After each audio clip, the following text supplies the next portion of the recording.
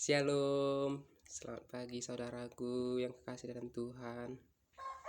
Perkenalkan, nama saya Aris Munandar Siburian dari grup Bak C dengan NIM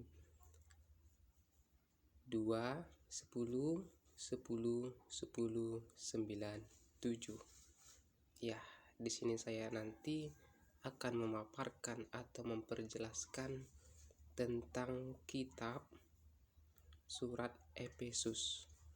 Jadi saya di sini akan menyampaikan pengenalan surat Efesus dengan pembelajaran perjanjian baru.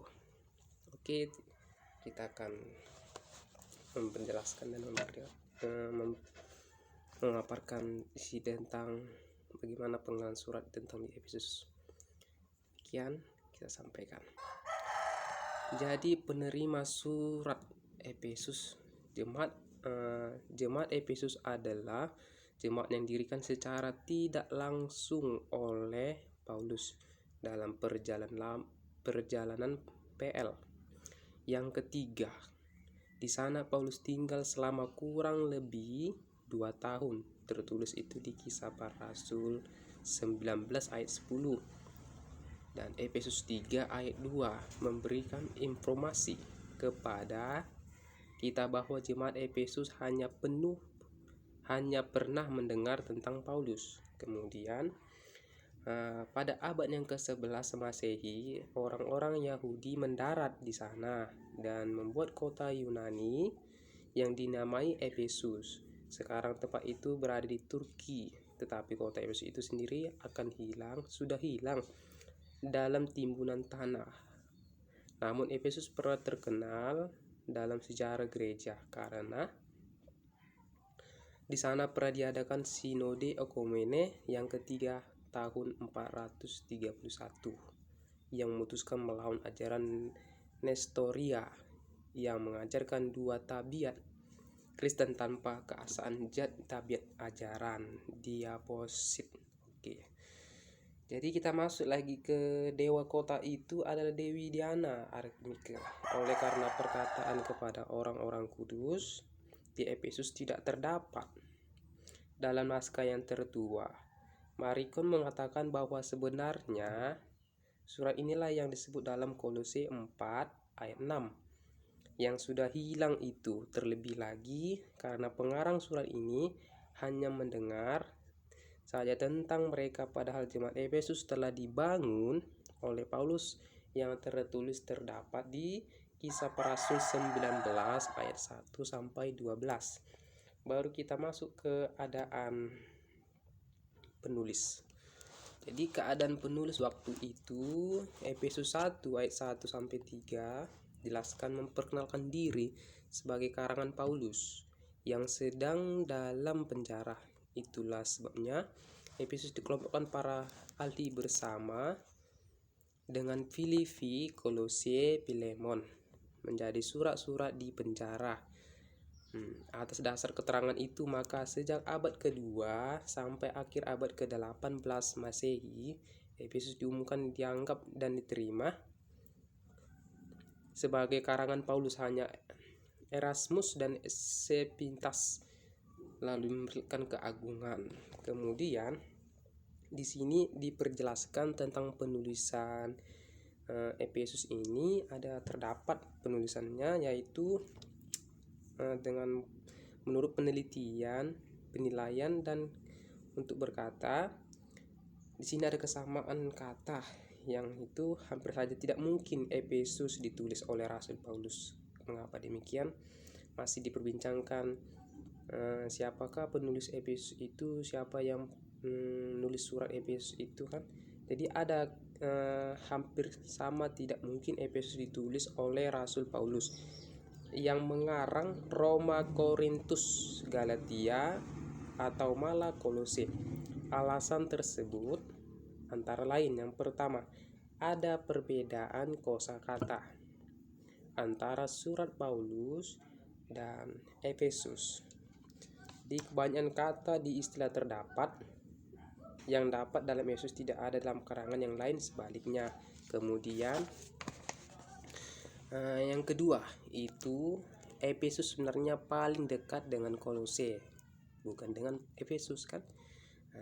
Jadi baik dalam gaya bahasa dan kosakata maupun dalam pemikiran yang terungkap. Yang ketiga itu terdapat perbendaharaan pemikiran. Jadi bagaimana terdapat perbendaharaan pemikiran dan perbedaan pandangan itulah yang memberikan kepastian terakhir bahwa Efesus bukan karangan si Paulus. Kemudian cukup jelas penulis Efesus sendiri seorang Kristen keturunan Yahudi.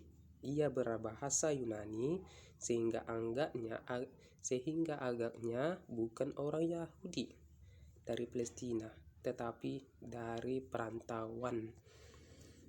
Jadi pokok-pokok yang dibicarakan dalam surat Efesus ini diantara lain, yang pertama itu ajaran tentang pembenaran manusia berdosa. Itu tertulis di Efesus 2 ayat 1 sampai 10. Yang kedua, ajaran tentang gereja ekskologi terbagi dua, antara lain jemaat adalah keluarga Allah. Jadi family dia ya, yang batu penjuru itu tertulis di Efesus 2 ayat 19 sampai 20. Kemudian bagian 2B, gereja sebagai tubuh Kristus itu terdapat di Efesus 1 ayat 23 dan Efesus 4 ayat 16. Kemudian masuk yang ketiga itu pokok yang dibicarakan dalam surat Efesus, pokok-pokok pentingnya itu terdapat yang ketiga, ajaran tentang Kristus, kristologi, hubungan Kristen dengan gereja seperti hubungan suami istri. Jadi tertulis di Efesus 5 ayat 22 sampai 33. Jadi gereja dimaksud di situ, gereja termaksud dengan arti kata suami istri kan. Kemudian kita masuk yang keempat itu ajaran tentang hidup baru. Jadi bagaimana tentang hidup baru? Nah, itu terdapat di Efesus 4 ayat 23 sampai 32. Kemudian yang kelima itu ajaran tentang fungsi pelayanan warga jemaat. Itu terdapat juga di Efesus 4 ayat 7 sampai 16. Kita masuk ke lagi tentang struktur isi. Jadi struktur isi ini ada struktur isi surat Efesus. Jadi struktur suratnya yaitu yang pertama pembukaan. Jadi pembukaan itu terdapat di Efesus 1 ayat 1 sampai 2. Itu adalah pembukaan. Jadi meniru pembukaan surat yang lazim dan hampir secara harafiah sama dengan Kolose 1 ayat 1 sampai 2.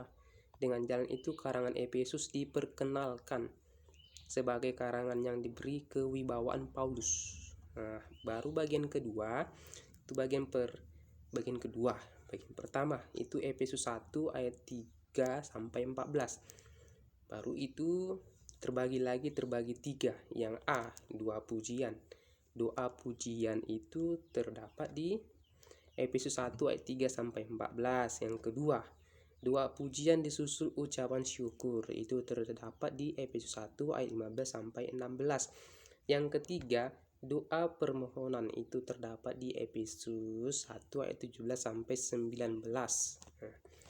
Kemudian yang terakhir itu yang keempat itu penutup karangan. Itu terdapat di Efesus 6 ayat 21 sampai 24. Baru kita masuk lagi nas-nas penting tentang surat Efesus. Itu terdapat Efesus 2 ayat 14 itu mengatakan ia meruntuhkan tembok pemisah. Jadi nas penting kan. Yang kedua, Efesus 2 ayat 19 itu mengatakan bukan lagi orang asing tetapi menjadi rekan Allah. Jadi ada situ kerabat kita dengan Allah. Kemudian di Efesus 4 ayat 12 itu dikatakan pelayanan khusus memperlengkapi jemaat dalam pembangunan tubuh Kristus. Kemudian Efesus 6 ayat 10-12 perlengkapan rohani. Jadi itulah sekian dari pengenalan surat Efesus. Kita masuk ke surat Filipi. Ya, Filipi. Oke, terima kasih. Kita masuk ke sesi kedua, yaitu surat Filipi.